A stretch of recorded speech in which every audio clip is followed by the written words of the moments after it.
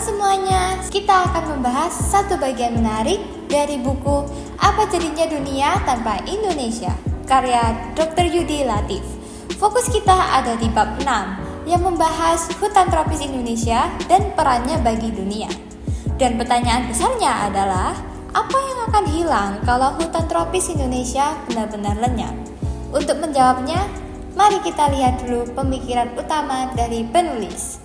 Menurut Dr. Yudi, hutan tropis Indonesia itu seperti perpustakaan kehidupan yang sangat besar.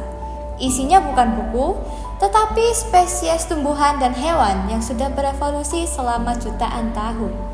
Ada sekitar 40.000 jenis tumbuhan dan 30.000 jenis hewan yang tinggal di sini.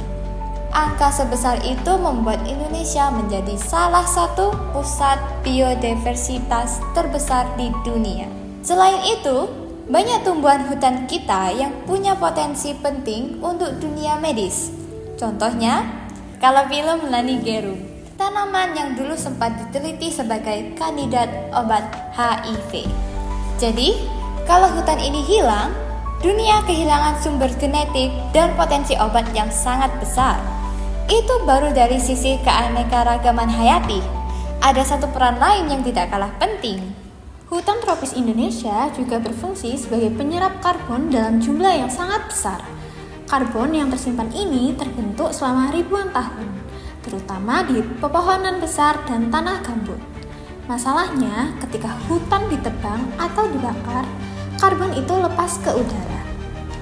Menurut data yang disampaikan penulis, deforestasi di Indonesia telah melepaskan sekitar 29,4 miliar ton karbon ke atmosfer. Jika kerusakan ini terus berlangsung, Indonesia bisa menyumbang 15% emisi karbon dioksida global. Selain karbon, hutan juga berfungsi sebagai pengatur air. Tanpa hutan, aliran air jadi kacau, hujan tidak menentu, dan tanah mudah tergerus. Lalu, bagaimana isi bab ini dirasakan oleh pembaca muda, terutama Gen Z? Ada beberapa hal yang membuat bab ini relevan bagi Gen Z. Pertama, isu lingkungan memang dekat dengan generasi ini. Banyak yang aktif dalam gerakan hijau dan mencintai alam.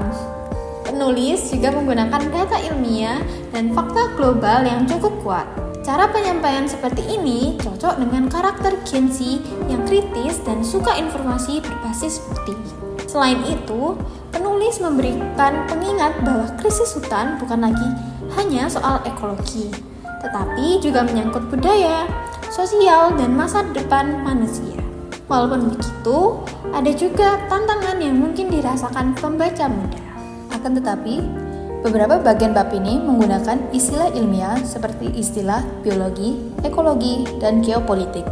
Bagi sebagian pembaca Gen Z, hal ini bisa terasa sedikit berat. Selain itu, gaya bahasa yang cukup formal mungkin membuat pembahasan terasa jauh. Akan lebih mudah jika dipahami jika lebih banyak cerita personal, misalnya kisah masyarakat adat yang hidup berdampingan dengan hutan. Sekarang, mari kita tutup pembahasan ini dengan refleksi dari penulis. Secara keseluruhan, Dr. Yudi ingin menunjukkan bahwa Indonesia bukanlah negara pinggiran dalam sejarah dunia, melainkan negara yang memegang peran besar untuk menjaga kehidupan, iklim, dan bahkan nilai moral tentang bagaimana manusia seharusnya memperlakukan alam.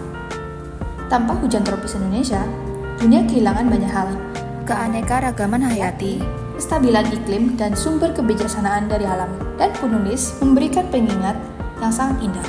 Hutan yang kita terima dari leluhur adalah pinjaman untuk anak cucu. Artinya, kita semua punya tanggung jawab untuk menjaganya. Ketika kita bertanya, apa jadinya dunia tanpa Indonesia? Jawabannya bergantung pada bagaimana kita menjaga hutan dan alam kita hari ini.